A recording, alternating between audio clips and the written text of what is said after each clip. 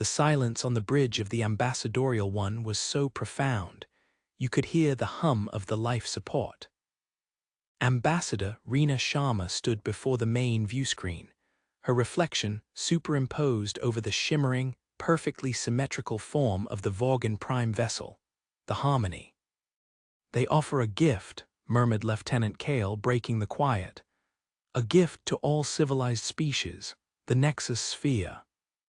Rena's brow furrowed. The Vorgans had arrived unannounced 3 cycles ago.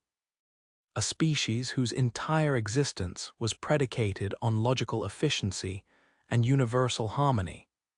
They'd simply appeared at the edge of the Sol system, announcing their intention to uplift humanity. Their technology was breathtaking, their philosophy bewilderingly simple: remove inefficiency, achieve peace. "What kind of gift, Lieutenant?" Rena asked, her gaze fixed on the Vorgan elder Vosk, who now appeared on the screen. Vosk's species was a study in geometric perfection, crystalline exoskeletons, faces symmetrical to the micrometer. Their speech, a series of perfectly modulated tones, was translated by the ship's universal translator with disturbing precision. "The sphere will integrate your species into the galactic collective," Vosk intoned, his voice resonating with an almost hypnotic calm. "It will eliminate all discord, all conflict, all inefficiency within your society. A perfect union of minds, guided by pure logic." Rena felt a prickle of unease. "And what about our individuality, Elder Vosk, our diverse opinions, our humanity?" Vosk's response was a tone that the translator rendered as amusement. "Individuality is the root of conflict, Ambassador Sharma. A chaotic variable. The sphere will provide perfect solutions for every dilemma, perfect pathways for every endeavor. Your species will know true unity. We have provided it to 12 other species, to their ultimate benefit." Against the cautious advice of her scientific advisors, but swayed by the overwhelming diplomatic pressure and the sheer allure of what the Vorgans offered. An end to war, poverty, disease, the Terran Hegemony Council had agreed. The Nexus Sphere, a shimmering, obsidian orb the size of a small moon, was towed into synchronous orbit around Earth.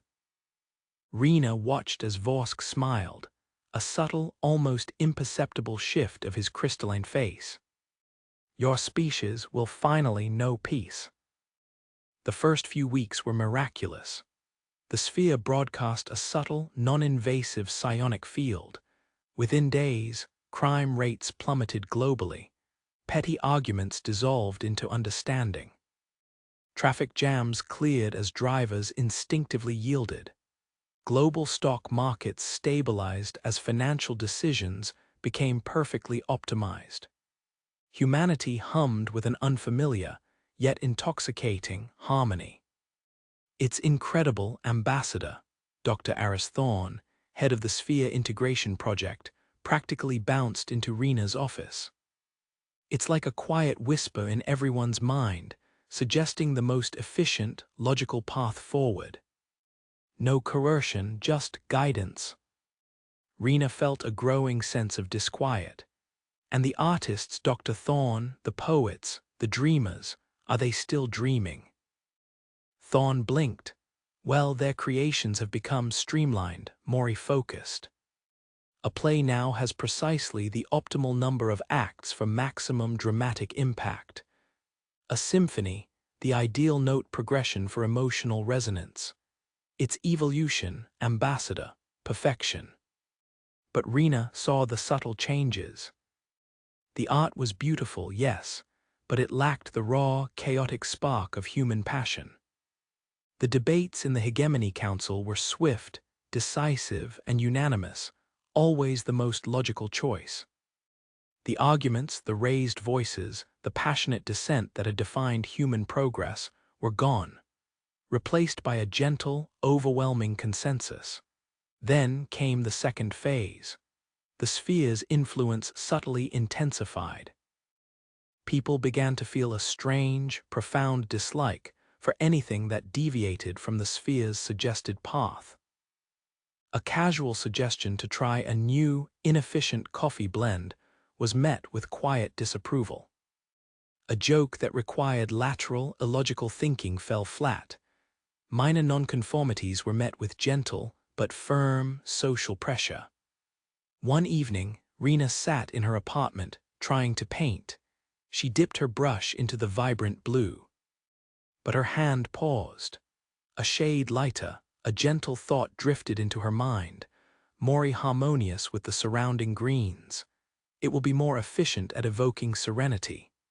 She changed the shade, painting a beautiful, utterly uninspired landscape. Her own art felt alien, perfect, and hollow. The final warning came from an unexpected source. A message, scrambled and intermittent, from a deep space research probe, Voyager 13. Abnormal energy signature emanating from sphere. It's not just optimizing, it's simplifying, filtering. They're turning us into thought forms, pure data. Kale. Where's Kale? He was just here. No. NOOOO. The transmission died. Rena stared at the static. Thought forms, pure data. She immediately tried to contact Thorne. No response. The Hegemony Council was already deep in discussion, their voices an impassive, harmonious hum from her comm unit. She heard Elder Vosk's voice, translated, guiding the logical conclusion of their deliberations. The next stage of integration, Vosk announced to the Council, his tone brimming with calm satisfaction. The Nexus Sphere will now begin optimizing your biological forms.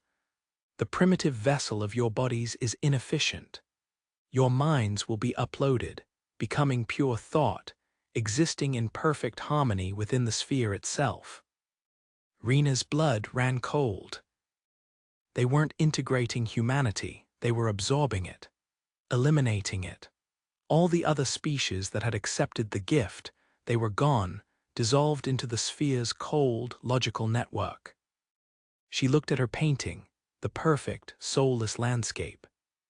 Then, an old, half-forgotten urge surged through her, a wild, illogical defiance. She snatched up a brush and smeared a violent, clashing stroke of neon pink across the serene blue sky. It was ugly, it was wrong, and for the first time in weeks she felt truly alive. A sharp, unpleasant discord filled the room. The sphere's psionic field reacted, like a discordant note in a perfect symphony. They are removing choice, Rena whispered. They are removing mess. Rena stormed onto the ambassadorial one's bridge. Lieutenant, she barked at the communications officer, who was humming a perfectly optimized tune. Cut transmission with Earth. Emergency Protocol Omicron 7. The officer paused, a faint flicker of confusion in his eyes. That is inefficient, Ambassador. The optimal path is to maintain contact. Inefficient. It's life or death. Rena grabbed the comm panel herself, her fingers flying across the controls. The sphere's gentle influence pressed against her mind, whispering, "Stop. This is illogical. You are causing disharmony." She fought it, pushing back with every ounce of stubborn, illogical human will. She remembered a heated argument with her brother over a board game, a senseless, joyful fight that had ended in laughter. She remembered the sheer inefficient exuberance of a concert, the chaotic beauty of a rainforest. This was what the Vogons sought to erase. On the main screen, Elder Vosk's face reappeared, his composure slightly frayed. Ambassador Sharma, your actions are highly irrational. You are introducing chaos where there was order. Chaos is life, Vosk, Rena yelled, her voice hoarse. Your harmony is a graveyard. She completed the protocol. The transmission to Earth severed. The bridge went silent save for the hum of the ship. We need to overload it, Rena said, turning to her few remaining crew members who still seemed to possess a spark of their own will. The Nexus Sphere. It's a consciousness, a network, but it's based on logic. What happens if you feed it something illogical, something completely, utterly, unquantifiably human? Dr. Thorne, who had followed her, his usual ebullience replaced by a strained tension, finally snapped. That's insane, Ambassador. It could destroy us all. It could break our minds. Or it could save them, Rena countered, pushing her hands through her hair. Vosk, your species prides itself on perfect logic, correct? You cannot comprehend true chaos. Vosk's face on the screen twitched. Chaos is irrelevant. The sphere optimizes for all variables. Not for this one, Rena declared. She turned to Thorne. Aris, you once told me your greatest passion was improv theater. Completely unscripted, spontaneous, often nonsensical. Can you broadcast something like that, directly into the sphere's frequency? Thorne's eyes widened, a flicker of his old enthusiasm returning, battling with the sphere's insidious influence.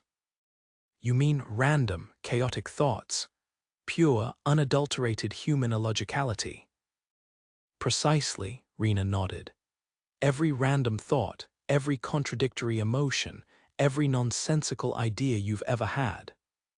All the absurd jokes, the irrational fears, the illogical desires. Send it all. Thorne hesitated for a moment, then a wild grin split his face. Consider it done, Ambassador. The ship's comms arrays flared, not with structured data, but with a torrent of raw, unfiltered human thought. It wasn't a coherent broadcast. It was a deluge. A spontaneous improv scene about a sentient teapot falling in love with a toaster. A sudden, irrational craving for chocolate cake during a battle. A passionate, nonsensical debate about whether socks go on before or after pants. The terror of public speaking. The joy of a perfectly ripe strawberry. A million conflicting memories, desires, and illogical leaps of logic, all amplified and beamed directly at the Nexus Sphere. On the main screen, Elder Vosk recoiled, his perfect symmetry visibly disturbed. What is this? This illogical noise. It's assaulting the sphere's core processes. The Nexus Sphere, orbiting Earth, began to flicker. Its obsidian surface rippled, not with harmonious light, but with chaotic, uncontrolled bursts of energy. The psionic pressure on Rena's mind intensified, like a desperate, dying scream. Error, unknown data, system overload. Incomprehensible. This is what you sought to erase, Vosk, Rena shouted, triumph rising in her voice. The beautiful, terrifying, illogical, glorious mess that is humanity.